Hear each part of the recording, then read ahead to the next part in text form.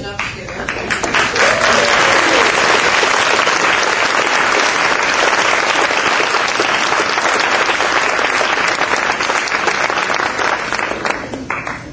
Thank you, Diana. Diana was my boss in college. I was an RA for 3 years, and she was my head resident and my absolute favorite boss of my life. And so when the week before we formed the board for SowHope, I was having dinner with her and her husband by chance in Chicago. And I was telling them about SowHope, and they both started crying. And I thought, well, maybe this is a good sign. And I said, would you guys like to be on the board? Because we have a couples board. We have one member, and the spouse can come to the board meeting and give input. We only have one voting member, and when her husband, Tom, longtime friend, leaned over and kissed me on the head, I knew I had him. And when we had our first meeting, January 30th, Diana wasn't able to come, so we had a conference call with Diana and another college friend of mine came over, who's a doctor, who's lives in Milwaukee, and she travels around the world doing medical care a lot. She does a lot of charity work. And they were both on the phone in the meeting. And when it came time to vote for the president, chairman of the board, we got the secretary pretty easily, and the vice president pretty easily, and the treasurer had already come to the meeting knowing they were going to sign up. And when he got to asking for who wants to be the chairman, it was kind of quiet, and Diana says over the phone, what's going on over there? I can't hear anything. And I said, well, nobody's jumping up and down for that. And she said, well, I'll do it. And I realized my favorite boss has just become my favorite boss again. So I am thrilled to have Diana. She's an exceptional person, doctor of education, and the vice president of a college. Well, for those of you that don't know me, I'll just give you a brief history. My name is Dailey Brown. And in case you can't see me, then somebody must be sitting in my line. This is a photograph that was taken in Egypt by a very good friend of mine, Marie Clark. And she's a great photographer. And if you go to my website, you'll be able to get right to her website. She lives here in town. We had a wonderful time there. And I just want to kind of give you a little bit of history about how SowHope came into being, and I'll go back and tell you a little bit about my life. I grew up on a farm, family of 5 kids, dairy farm, a Catholic family. I went to Catholic school for 12 years, and went on to university to study photography. It was my life passion. I wanted to be a National Geographic photographer, and in college, I had an amazing encounter with God. My sophomore year, I knew that I had been searching for the meaning of life. I was not only majoring in photography, I was majoring in psychology, I majored in world religions and philosophy, trying to find out why am I here. And in my sophomore year in college, some friends explained to me about the love of God, and I understood that I was made to live for God. And when I understood that, my whole life changed. And I had had a lot of success up to that point in my life, but my life took on incredible meaning at that point. And I really never looked back from that day. I've always been thankful to God for what He's done in my life, for saving me and for giving me a purpose and eternity, really. And so I left college. I finished up. I crammed 4 years into 5. Couldn't afford those photography classes in 4 years. And then I went, my first job out of college, I went to the White House as a photographer for the President of the United States. And it was exciting times. They asked me, I went for a summer internship, and they asked me to stay on full-time, which I did. But I quit after the inauguration. I wanted to leave in September, and I left in January, the following January, to go to Bible school. And it was at Bible school where I met my husband, Doug, and we got married. We met and married in 5 months, and this August will be 25 years, so it can work. It just happens that I happen to marry the greatest guy in the world, so if you can find the greatest guy in the world, just begin to marry him. We went and lived in Spain for 4 years, and our son Alex was born there. Alex is here today. He's also bartending He works for this company, and he has gotten us this room at an incredibly reduced rate. So just want to thank Alex. He's the really cute one. You'll see him later. He's also offered to give us tips to SowHope, so be generous. We left Spain when he was a little baby and went and lived in north suburbs of Chicago. And I opened up a photography business there. My husband got interested. He was finishing his degree, and he got interested in computers and opened up a computer consulting company. Actually, back then he was actually building computers before Dell and Gateway. We were actually competitors with them, but we weren't willing to take the risks that Michael Dell was. So he's now consulting, doing networking, and we got very involved in going to Mexico every year, building houses for the poor, and helping to lead our church into helping the poor. At the same time, I was offered a position to start an organization called Loving. It's an organization that combines the social agencies and the churches together to help the working poor in the community. And I was coaching basketball, and I was helping to lead the youth group at the church. And I also had another business. I was teaching Spanish. And at one point, Doug said to me, "It looks like you're really busy, Mary."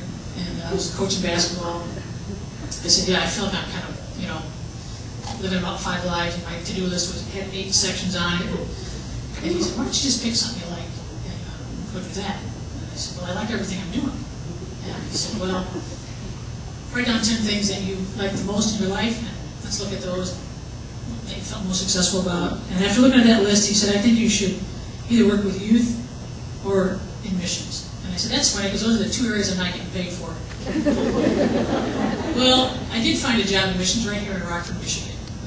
There was a director of missions job open about 8 years ago, and I applied for it, and we moved here to Michigan. And after we moved here, or about 2 days before we moved here, we found out about our son John. And John's here. John, raise your hand. Where are you? Over there. He's a good-looking guy in the back there. He came and lived with us. He was 14. He came from Brazil. And he's been with us and been a great blessing. So Alex is my firstborn. John is my oldest. Well, as I traveled around the world to the third world countries, I began to see things that really surprised me. And I'm going to show you a picture of some of the stuff. One of the things that really depicts what I saw. We live in a world that looks like this. When you go to South Asia, or China, or Africa, this is very much the life of women. And on one of my trips from Nepal to India, we drove, a good friend of mine and I drove across from Nepal to New Delhi. It was an 18-hour drive. We were stunned at how we would drive into a village, and there would be a lot of men sitting around, playing games, laying around, lounging around. The village would be full of men, and you wouldn't see any women at all. And then you would pull out of the village, and then, oh, there they were, in the fields. Oh, there they were, at the river, washing clothes. Oh, there they were, with big, heavy loads on their heads. And this picture repeated itself in many countries that I went to. And probably about 4 years ago, I realized that this is really a plight. The women of the third world live incredibly oppressed lives. They earn less than $1 a day average, and they contract AIDS in ways that are not right. It's been estimated that 80% of African women who have AIDS contracted that disease through an encounter, sexual encounter that they did not consent to. Women are 80% of the farmers of the world. I just read 2 weeks ago in a magazine that in a new textbook in India, the statement was written that women can be compared to donkeys. Oh, except that donkeys are a shade better because you never find them disobeying their masters. That's a new textbook in India. And we in the West really we live in a world that the rights of women have been championing for years. And it's really an amazing thing to see women who don't have a voice, who are generally very illiterate. 80% of the women of India are illiterate. 1/6 of the world lives in India. Over 1 billion people live in India. 80% of the women are illiterate there. They're tricked into doing things that you and I would never do. Their child might get sick, and to pay the doctor bill, they go to the local money lender who has them sign a paper that says they'll pay back at exorbitant rates, but the contract actually says that their child or their husband or them are going to be indentured servants the rest of their lives and will never be able to pay the money back. Offering literacy classes opens up the door for women to be able to read contracts. And so, after seeing this kind of image over and over again, I got to the point where I realized I need to do something for the women. And I thought to myself, well, I'll go to work for a place that helps women. And I had an idea that I wanted to start something, but I thought, well, I don't how do you do that? I don't really know how to do that. Well, I went online to look for a job at an organization that helps women exclusively, and what I thought in a way that I thought was necessary, meeting basic needs. And I could not find an organization like that. Then I thought, man, I really need to do this then. And I realized, I felt really that God was asking me to do that, and I thought it was a kind of a ridiculous thing, and I even said to God, hey, that's a great idea, you should get someone to do that. And then when I found out no one was doing it, I said, oh, you'll take anybody at this point. And I know I'm better than nobody. So it gave me confidence to move forward and to try to do this. So in January, we started SowHope. It's a nonprofit, international charitable organization dedicated to helping women. And our vision statement is to inspire women around the world through wellness, education, and economic opportunities in the most basic way. And our target group is the sickest, most uneducated, poorest women in the world. Mostly they reside in the third world. Well, how are we going to do this? What we're going to do, and we've already begun, in January we worked, and we is anybody who will help me, by the way. So it might be you too. So you can just include yourself right now if you want. And you're going to hear from Bonnie Conley, and there are many who have helped me along the way. What we want to do is find and build partner relationships that positively affect women's lives in measurable ways. We will look for and find and support local leaders using local solutions to solve local problems. If there's one thing I learned about the third world is, I don't understand it. And as an American, I probably don't have the answer for the third world. But all over the world there are people. And among those people, there are leaders. And our goal is to find the leaders who already have a heart to help these women, who are already helping them actually, that have proven that they have a passion and they care about women. And then to step alongside them and help them do their job better.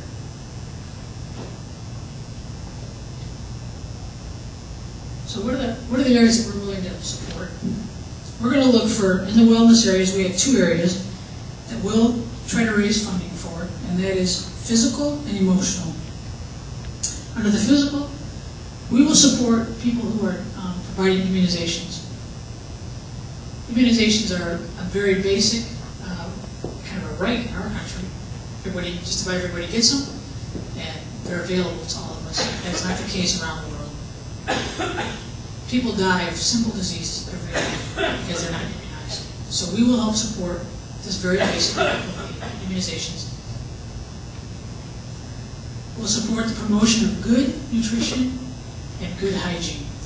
So if somebody's doing a program where they're teaching people how to eat better, how to wash their hands, how to have better hygiene to improve their health, we'll support them in this. Another thing we'll do is support projects that improve water conditions. 60% of the third world does not have potable water. And one of the goals that we have is to help improve the water conditions. If somebody's helping people to drink water, more healthy water, then we want to help those people. And the last area of the physical projects is the medical services. We'll have a priority on AIDS relief because so many women are suffering from AIDS. We will help people who are helping women with this problem.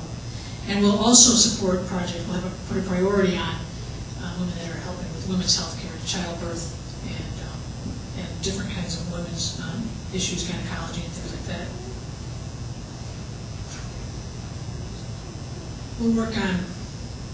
We'll support projects that provide counseling for gender-related issues. I don't know if you are aware of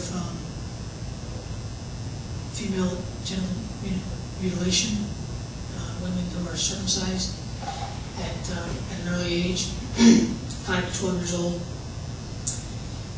This process is done with a razor blade out in a field on a rock.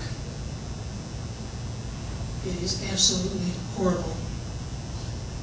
Last year, 2 million girls went through this operation.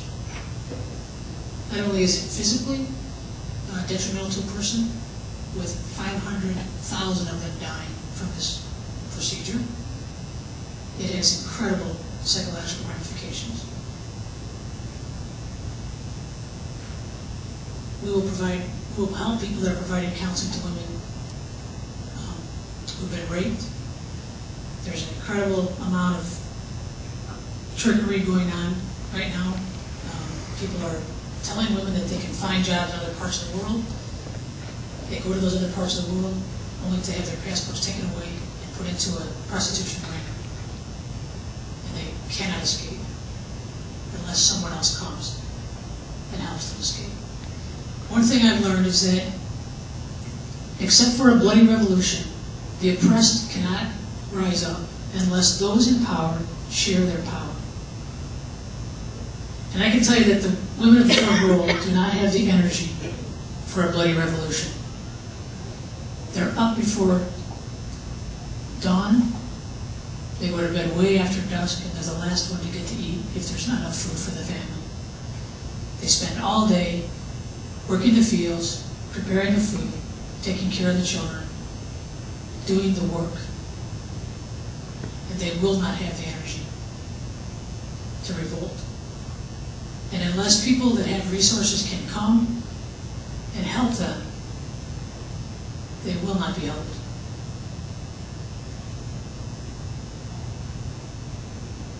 We'll also provide safe havens. The WIP will provide the support of safe havens and recovery centers for victims of rape and forced prostitution. These are growing up all over the world and in other countries where they're necessary. I heard a story. I was supposed to go to Pakistan last month. Like I said, we spent the month of January forming the corporation. We did all the paperwork, wrote the bylaws and the articles of incorporation. I just saw Janet Deach walk in, and Janet has been an incredible help in the formation of this organizationally. She helped me write the bylaws, and we took many days to write the bylaws because we really wanted to get it right.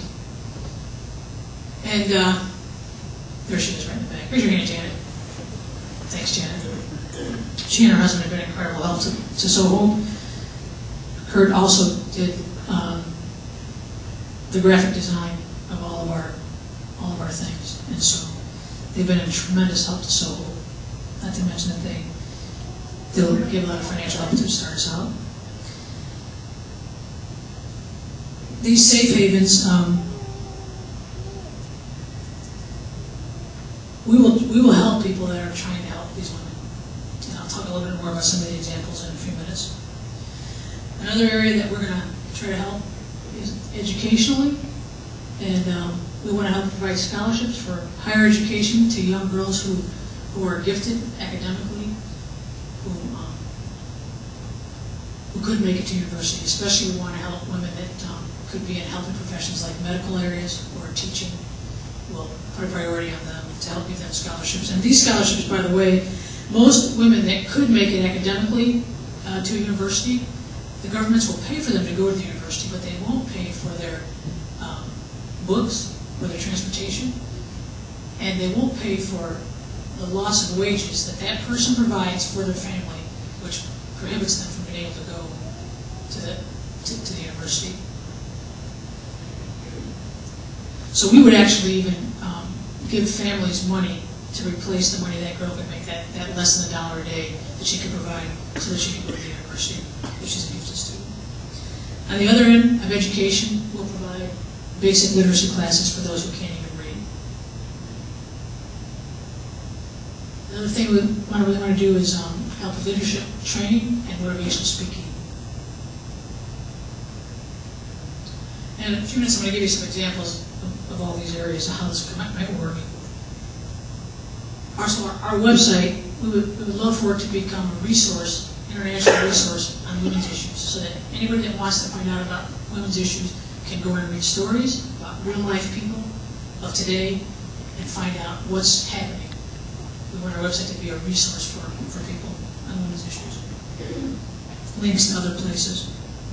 One thing I did find out as I did my research to try to find a job is that there are many think tanks. There are a lot of people talking about this and studying it.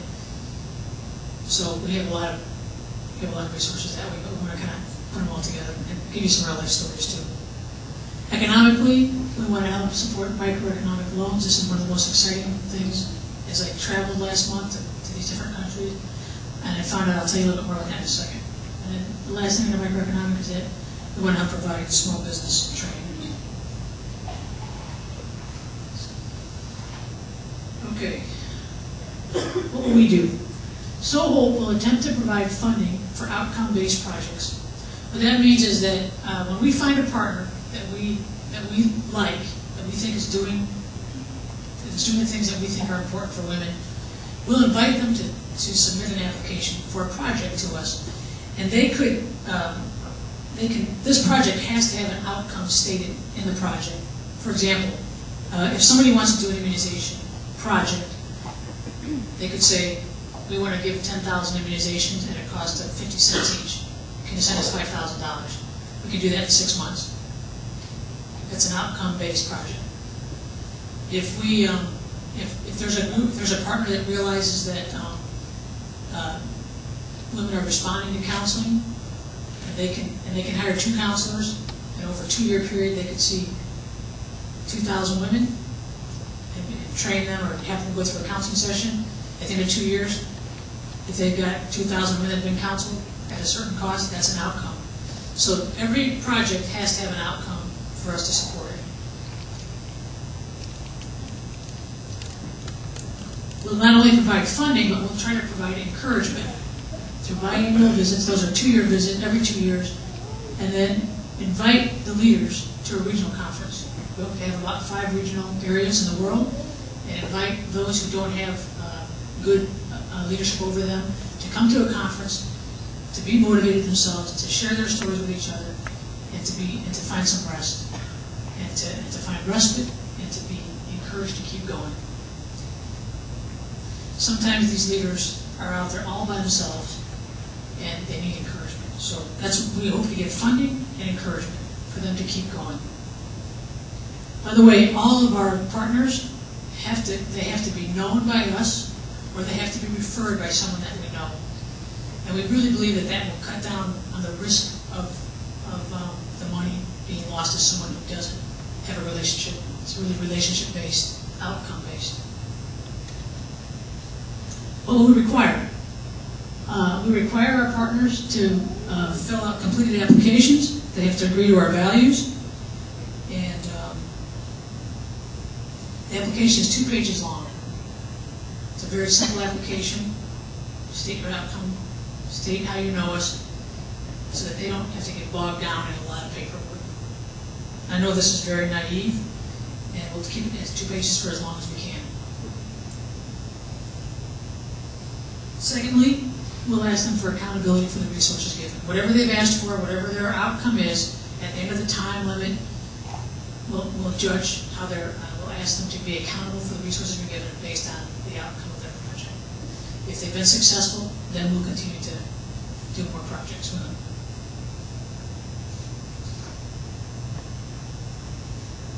Okay, well that's our website. Eventually we'll have our projects listed on there, and it'll be a source for you to understand, to be able to actually go there and give money to. And I just want to show you a couple people that. Now, January we set up the organization. February we set up the website and began planning for a trip to find partners. And in March I traveled to 5 countries to find partners. And this is one of the people that I visited. This is Dr. Nargis and her husband. He's a counselor. This is her office. It actually looked a lot better in this picture than it does in real life. Dr. Nargis works here. She works about 3 blocks from here. This is one of the 8 garbage villages of Cairo. She works in 2 of them. She works 5 days a week from 12 o'clock noon to midnight. She sees 80 to 100 patients for $1 a person. This is exactly the kind of person that we're trying to find. Dr. Nargis is an incredibly compassionate, loving person. When you walk into her office, it's really kind of scary how basic and I don't think any of us really want to be examined there, except that she's the one examining you. Now, Dr. Nargis is a perfect example of the kind of person that we would love to partner with. She sends us a program. She's come to us through very trusted friends who know her. Not only, actually, 2 different resources knew her that I knew in Egypt, and she would be a perfect person for us to help. Help more someone the very poor. If she wrote us and said that she realized that the people there were not immunized, all women weren't immunized, she's a gynecologist and a dermatologist, and she said if she wrote to us and said, I could immunize every patient I see at a certain cost, then we would put that on our website and try to raise that kind of money for her. If she said I could really use an assistant who could see this many more patients a day, how many more they could see, then we would try to support that kind of thing. If she said to us, these women all drink water that's polluted, we can buy water straws for $3 a piece. I can distribute them to them. I could distribute to every one of my clients, and they could drink 800 gallons of water, clean water, for $3. We would consider that as a very good project to support. Education. This is kind of a long story. A few years ago, our church supported a literacy class, and it was a 2-year project to teach 400 women how to read. It cost $25,000. In the middle of the project, I asked if I could go see the project and see how it was going and verify that it was actually happening. And they said, sure, come. I went to southern India, to a village, a remote village, and on the ground they had 1 light coming into the village. Sat about 70 women. That was the end of a class, and out of the 100 that started the class, 70 finished. They were graduating that night, and we were starting a new class. So there were another 100 people that were going to be starting a new class. And by the way, when you go to these countries like this, when you show up as an American, and I was the first white person they ever saw in that village, it's kind of a funny thing. It's special for them, for somebody to come from the outside. It'd be like the president coming here, kind of. I mean, it's really wild. So you have to talk every time that you go to these places. And I can remember standing there knowing that I was going to have to talk to this group of people, this group of women sitting on the ground. And I was just kind of thinking, man, I really don't know what to say, because these people, I don't have any idea what their lives are like. And then at the last minute, I felt that God gave me a good word for them. It was talking about literacy and light, and how literacy was light for them, and that a light had come into their life. And it was a good night.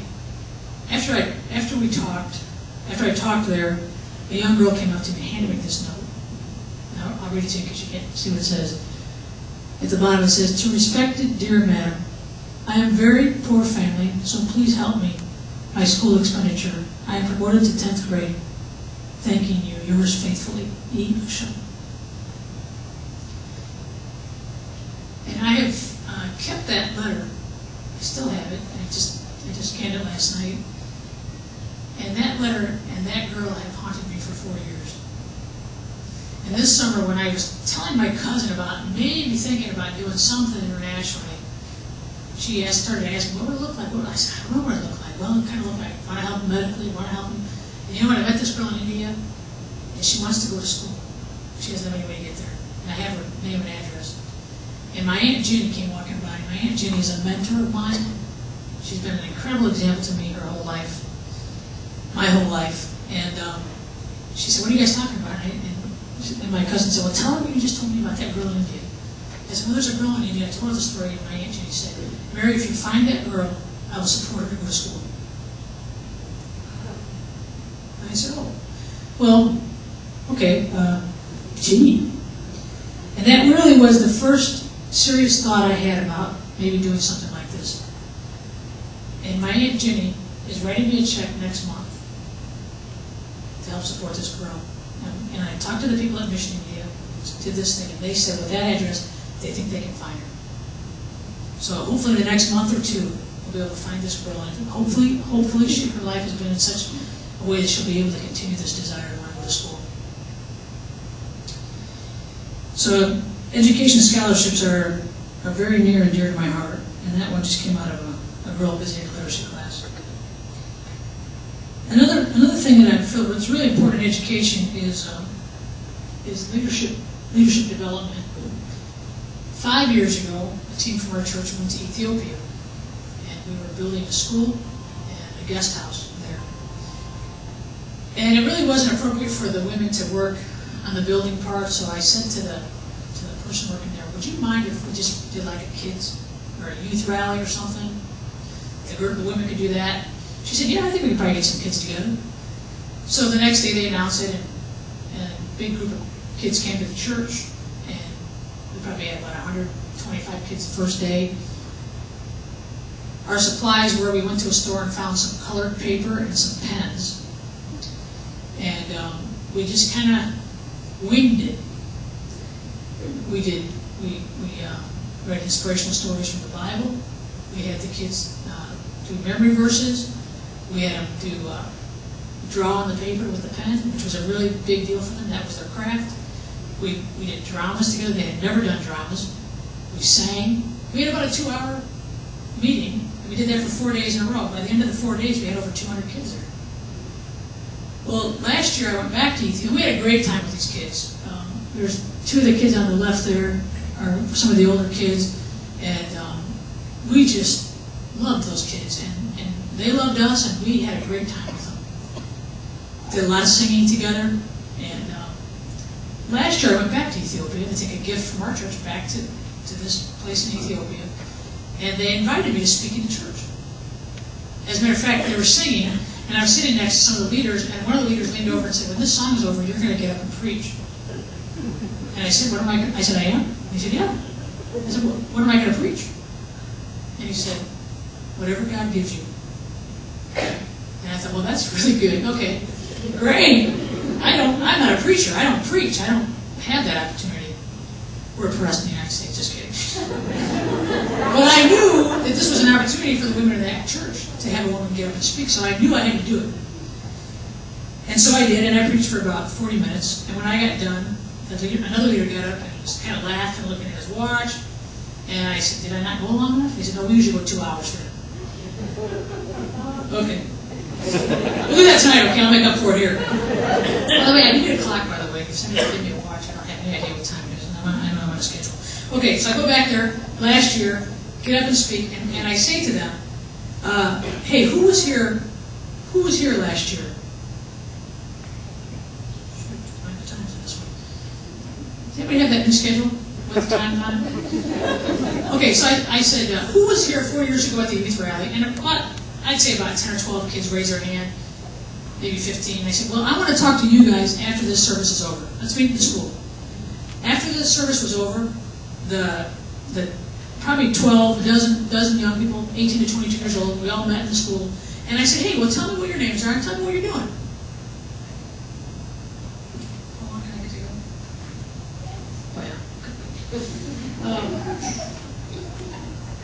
So, what happens? There's a couple girls in there, mostly, maybe 4 girls and about 8 or 9 guys. First girl says, I'm so-and-so and I'm studying to be a doctor. Next person, I'm so-and-so and I'm studying to be a politician. Next person, I'm so-and-so and I'm studying to be a nurse. Every single one of them was studying to be something. And I turned to the translator, who was the same guy that's translating for me here.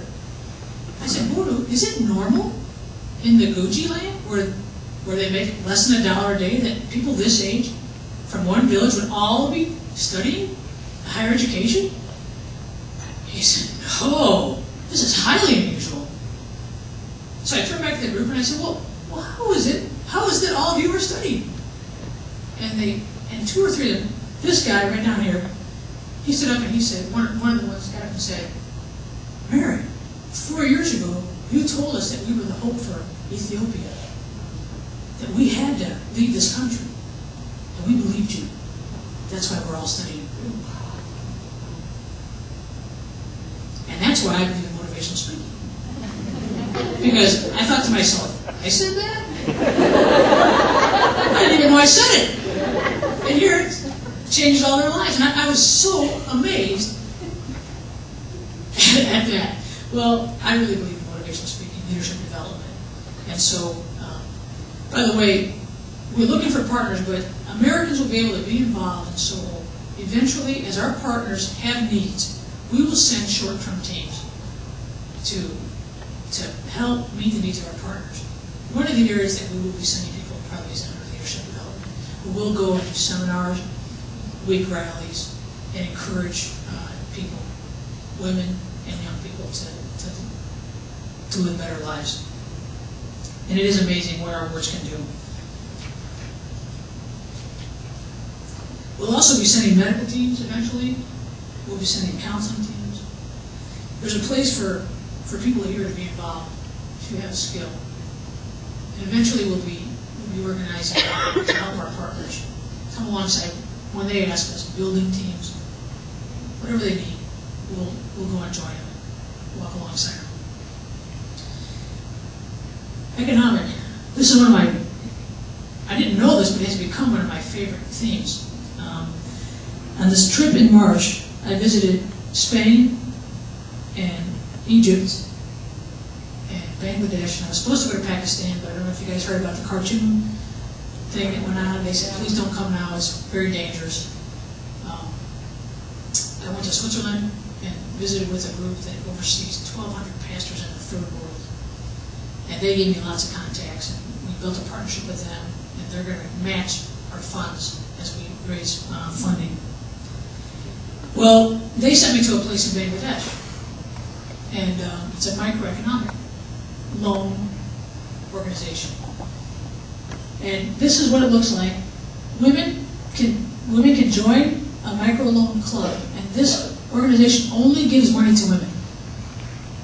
And what they found in the Third World is that if you give money to a mother especially, they will take that money once they have the courage to take it, because most women in these countries have never held money, let alone spent it, or ever made any decision about money.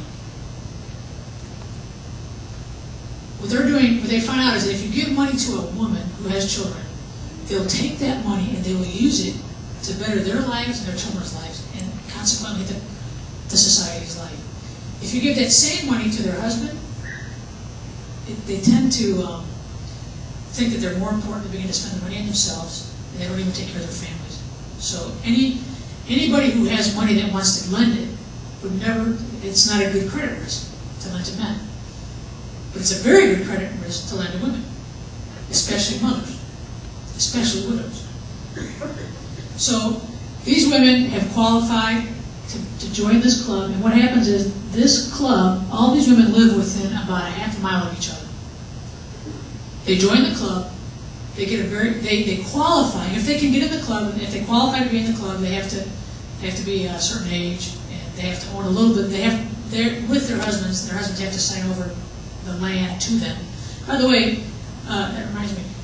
How much of the world's land do you think is owned by women in the world? How much percentage of the world's land? Anybody want to take a guess?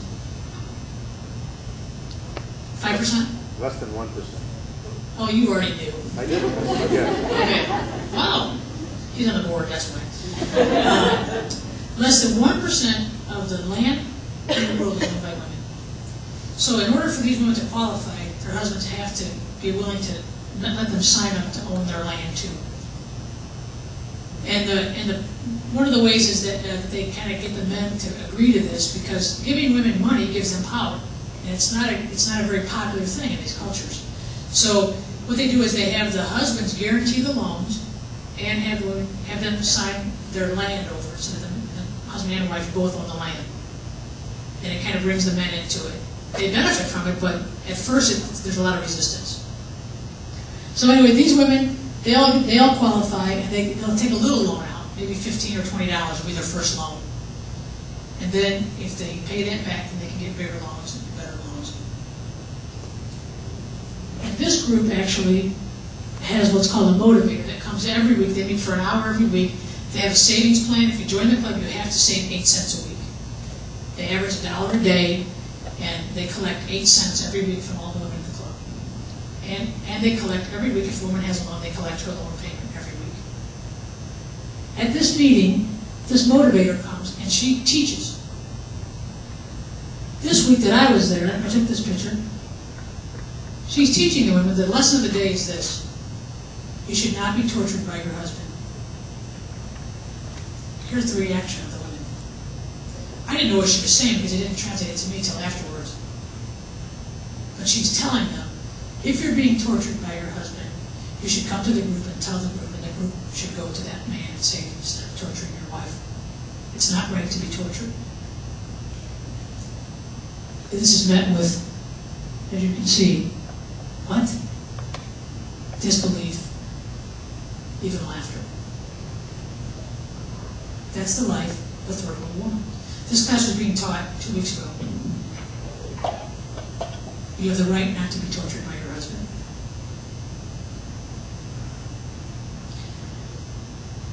This lady had a loan. She had a $300 loan, which she was paying back, and she bought a loom, and she was making tablecloths when we came up.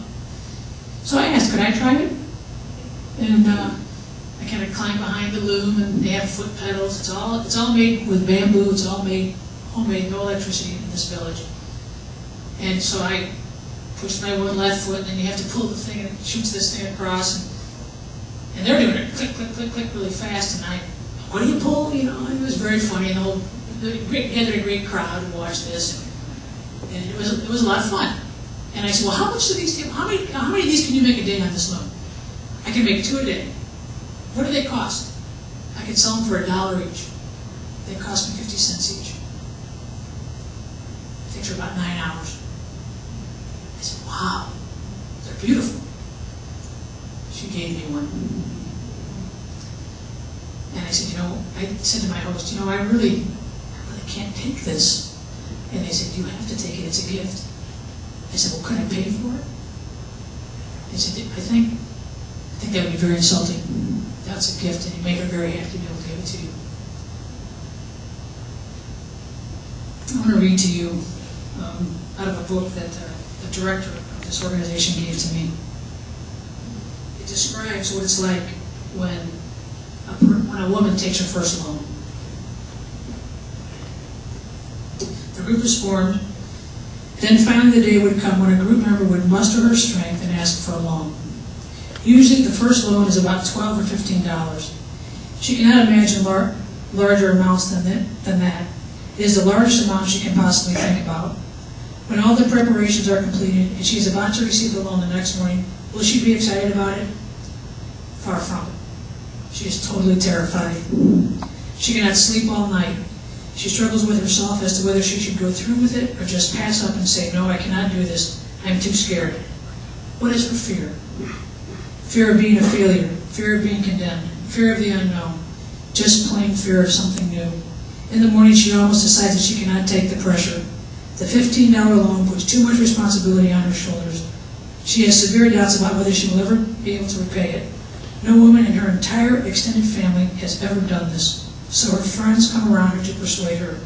Look, we all have to go through it. We will support you. We're here for you just for that. Don't be scared. When she finally receives the $15 loan, she is literally trembling, shaking. The money is burning in her fingers. Tears roll down her eyes because she has never seen so much money in all her life. She never imagined it in her hand. She carries it as she would carry a delicate bird or a rabbit until someone tells her to put it away in a safe place lest anyone steal it. And theft does occur, as our borrowers discovered. She cannot believe such a treasure has been placed in her hands. All her life she has been told she was no good, that being a woman she only brought misery to her family because they had to pay for a dowry which they could not afford. She has heard her mother or her father tell her many times that they should have killed her at birth, aborted her, or starved her. In fact, she has never heard anything good about herself or about her being in the world. To her family she has been nothing but a mouth to feed, another dowry to pay. But today, for the first time in her life, someone has trusted her with all this money. She is stunned. She promises herself she will never let down the one who has trusted her so much. She will struggle to make sure every penny is paid back. And she does it. 97% of the loans given to these women are paid back. Microeconomic loans are one of the greatest ways to liberate women, I think.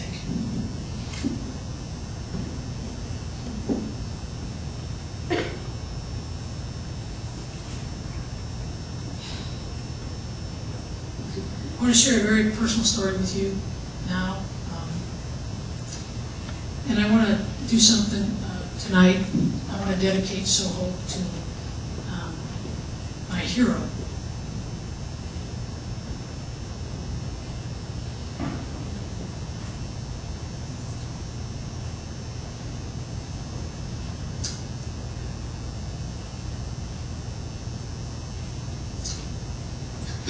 This is my mom.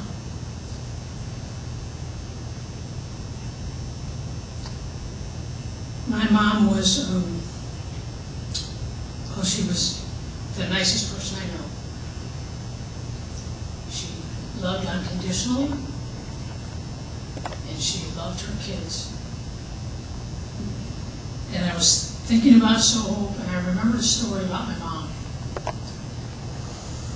When I was a little girl, my dad was not making very good choices.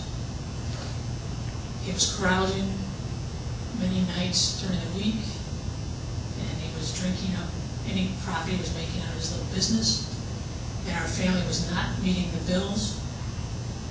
I can remember the terror in my mom's eyes as she looked down the road and saw the electric company car coming down the road. She would run with panic and begin to fill the bathtub and fill up pitchers of water and tell us to try to slow him down so she could get water for us.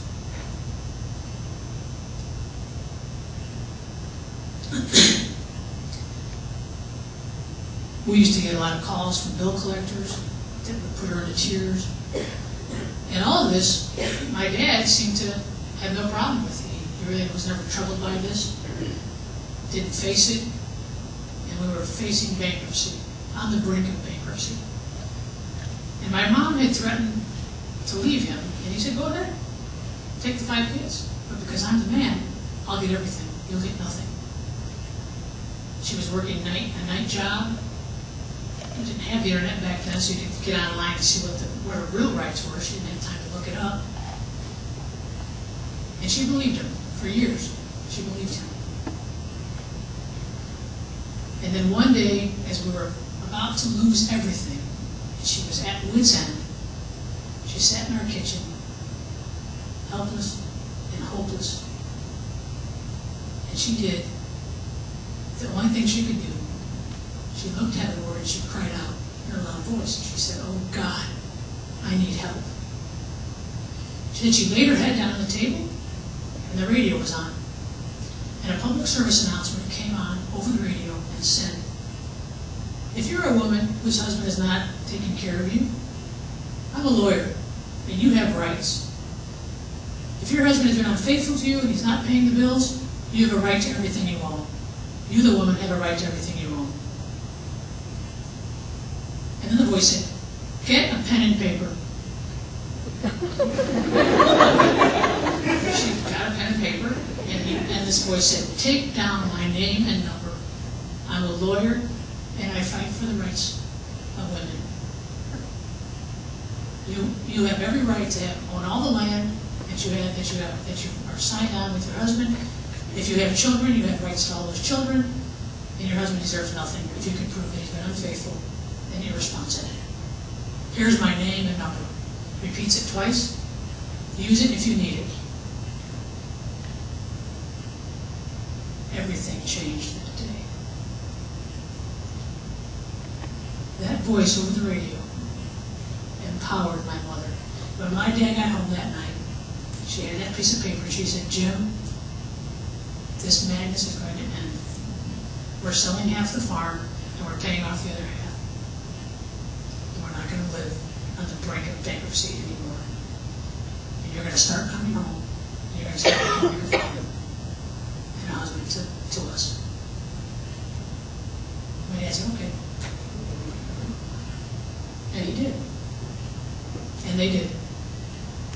And they lived together for 51 and a half years. My mom died 3 years ago. But if my mom had not heard that voice over the radio, I cannot tell you if I'd be standing here today. I don't know what would have happened to our lives. Someone with power reached out and shared their knowledge and power.